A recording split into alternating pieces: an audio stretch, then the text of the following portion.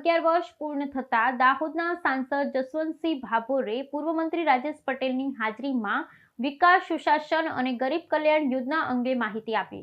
મોદી સરકારના 11 વર્ષ પૂર્ણ થતા દાહોદના સાંસદ જસવંતસિંહ ભાભોરે પૂર્વ મંત્રી રાજેશ પટેલની હાજરીમાં વિકાસ સુશાસન અને ગરીબ કલ્યાણ યોજનાઓ અંગે માહિતી આપી।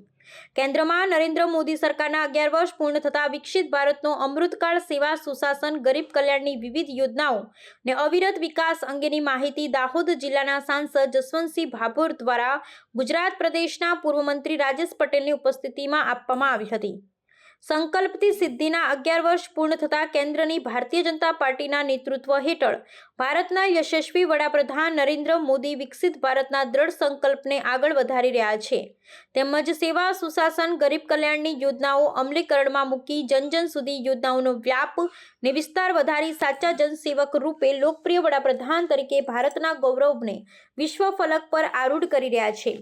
ત્યારે સફળ નેતૃત્વના 11 વર્ષના સર્વૈયાની પ્રદર્શની તથા પ્રોફેશનલ મીટ બાદ એક પ્રેસ વાર્તાનું આયોજન પ્રસંગ પાર્ટી પ્લોટ ગોવિંદનગર ખાતે કરવામાં આવ્યું હતું।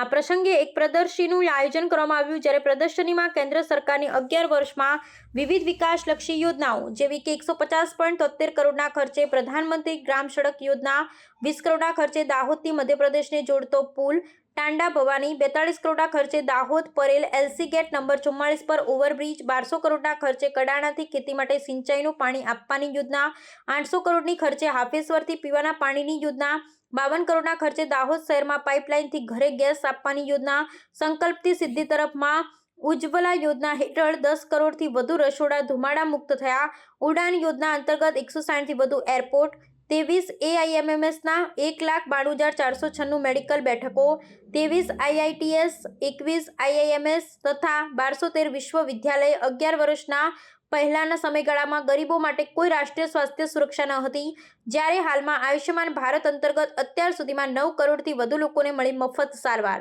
ભારતીય બંધારણની કલમ 370 ને 335A ને સમાપ્ત કરવામાં આવી। 2014થી રક્ષા નીતિમાં 34 ગણો વધારો કરાયો। 11 વર્ષ પૂર્વે હેરિટેજમાં નામ માત્રનું રોકાણ હતું ને શ્રીરામ મંદિર સંપૂર્ણ જ હતું જ્યારે હાલમાં પ્રસાદ યોજનાથી ₹1900 કરોડનું રોકાણ દ્વારા શ્રીરામ મંદિરનું ભવ્ય નિર્માણ સાંસ્કૃતિક ગૌરવ પુનઃજીવિત કર્યું।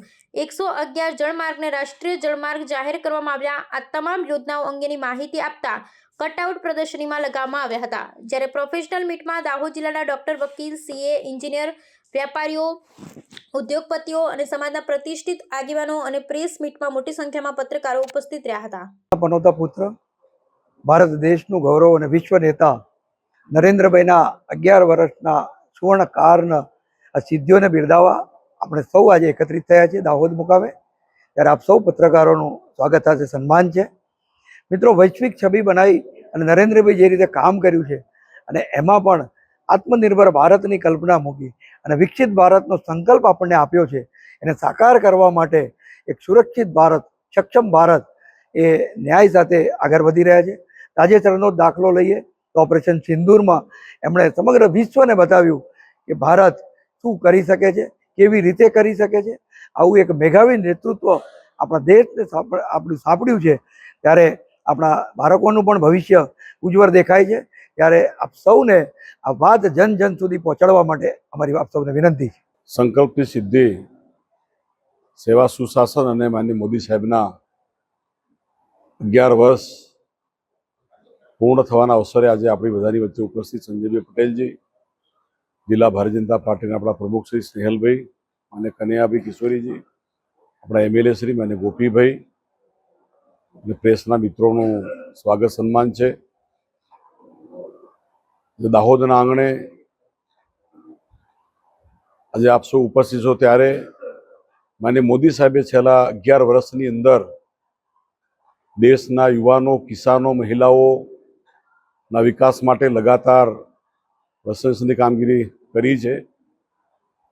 વિશ્વની સૌથી મોટી ગરીબ કલ્યાણ અન્ન યોજના માનનીય મોદી સાહેબે શરૂ કરીને દેશનો એક પણ ગરીબ વ્યક્તિ ભૂખ્યો ન સૂવે એની ચિંતા માનનીય મોદી સાહેબે કરી છે।